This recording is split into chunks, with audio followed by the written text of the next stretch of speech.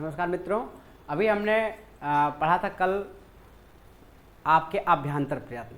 मित्रों, वीडियो का समय बहुत बढ़ रहा था, इस कारण से मैंने इसे जो है 2 पार्ट में बनाया।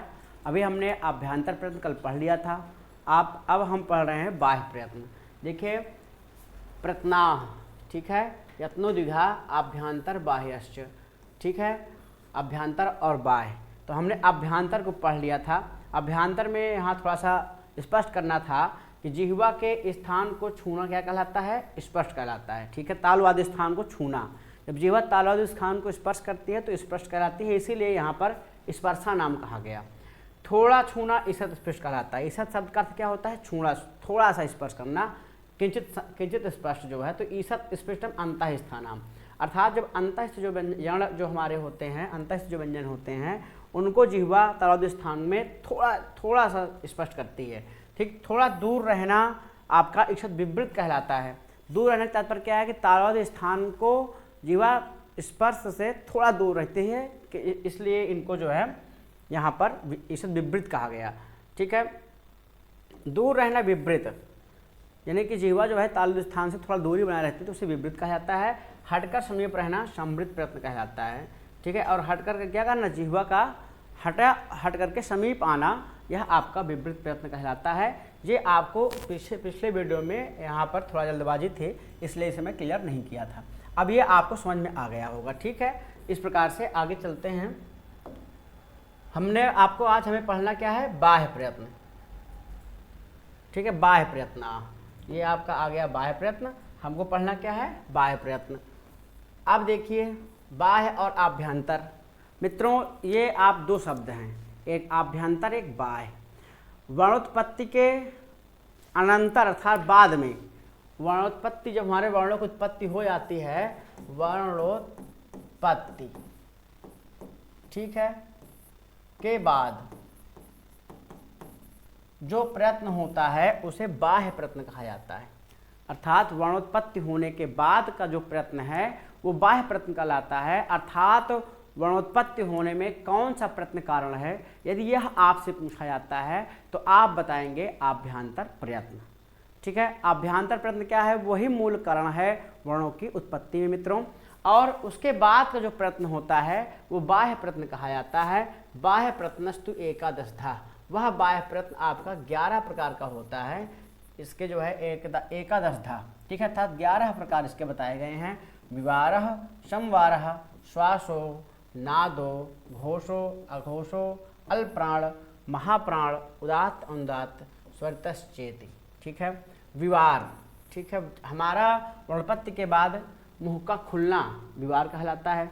जब मुख हमारा खुलता है उसे हम विवार कहते हैं। इसी प्रकार से संवार, मुख का संकुचित हो जाना, मित्रों मुख का संकुचित हो जाना आपका संवार कहलाता है।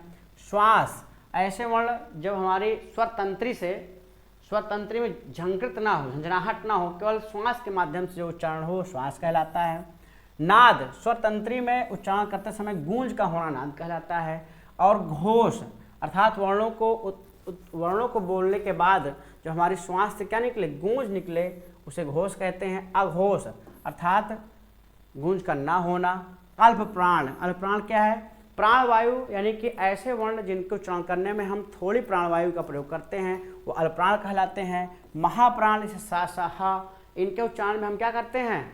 अत्यधिक वायु का प्रयोग करते हैं मित्रों, तो महाप्राण कहलाते हैं। उदात्त, अनुदात्त, स्वरित, जिह्वा के अग्रभाग यानी ऊपरी भाग को जब हिस्सा स्पर्श करती है तो उदात्त, जिह्वा के जब मुख आदि से नीचे से उच्चरित जो है वो जिह्वा नीचे जाती है हमारी, अनुदात्त कहलाता है। और मध्य भाग से स्वरित का उच्चारण होता है। इस प्रकार से ये 12 प्रकार के आप प्रयत्न समझते हैं, ये बाह्य प्रयत्न होते हैं। मित्रों, जब हमारे आप श्रवण संज्ञा में आपने बताया कि तालुवाद स्थान और आभ्यंतर प्रयत्न जो है समान होंगे, तो जिन वर्णों के होंगे उनकी श्रवण संज्ञा होगी।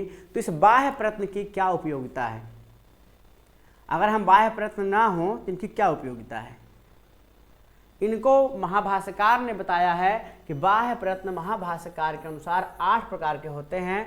इनमें उदात्त, अनुदात्त और स्वरित की गणना वो नहीं करते हैं। ये भी एक विचारणीय प्रश्न है, इसको आप ध्यान रखिएगा। तो आप विचार करके बताइए मुझे कि यदि हमें आभ्यंतर प्रश्न से ही हमारी श्रवण संज्ञा का समाधान होना है। तो इस बाह्य प्रश्न की क्या उपयोगिता है, इसके लिए मित्रों आपने एक सूत्र पढ़ा होगा, स्थाने अंतरतमः। क्या पढ़ा होगा आपने, स्थाने अंतरतमः।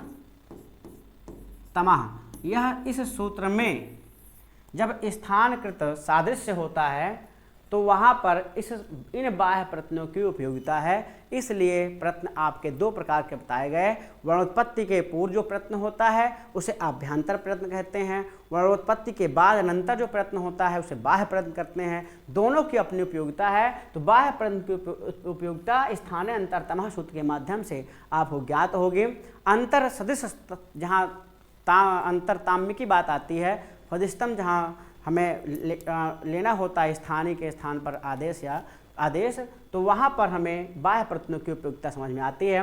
यहाँ लिखा हुआ है वर्गा खरो विवाराः श्वासा घोषाश्च, अर्थात जो खर प्रत्याहार के अंतर्गत आने वाले वर्ण हैं उनका बाह्य प्रत्यय विवार, श्वास और अघोष प्रत्यय वाले वो होते हैं। इसी प्रकार से हसः समारा नादा घोषाश्च, हस प्रत्याहार के अंतर्गत आने वाले वर्णों का जो बाह्य प्रत्यय होता है वो संवार, नाद और घोष होता है। वर्गाणाम प्रथम तृतीय पश्चिम श्रेणश्च अल्पप्राणाः, वर्गों के प्रथम अक्षर और तृतीय अक्षर और पांचवें अक्षर और यण प्रत्याहार के अंतर्गत आने वाले वर्णों की संज्ञा क्या है, अल्पप्राण है, उन्हें अल्पप्राण कहा जाता है। और वर्गाणाम द्वितीय चतुर्थो षष्ठ महाप्राणाः, वर्ग के द्वितीय, दूसरा और चौथा और सल प्रत्याहार के अंतर्गत आने वाले वर्णों की संख्या मित्रों क्या है, उनको क्या कहा जाता है, महाप्राण कहा जाता है।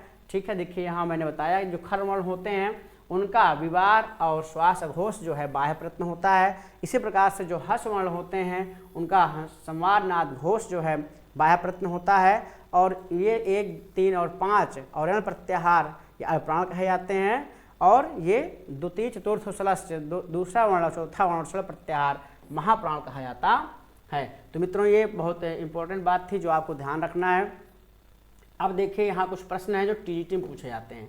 कहाँ पूछे जाते हैं, टीजीटी के लिए ये बहुत महत्वपूर्ण प्रश्न है। यहाँ से एक क्वेश्चन आने की पूरी संभावना होती है और एक क्वेश्चन आपके सिलेक्शन में महत्वपूर्ण भूमिका निभाता है। मित्रों आपकी यदि रैंक लगनी हो और उसमें यदि आपका एक क्वेश्चन मिस हो जाए तो ये आपको कई पीछे ले जा सकता है। इससे मैं अपना अनुभव बताता हूँ।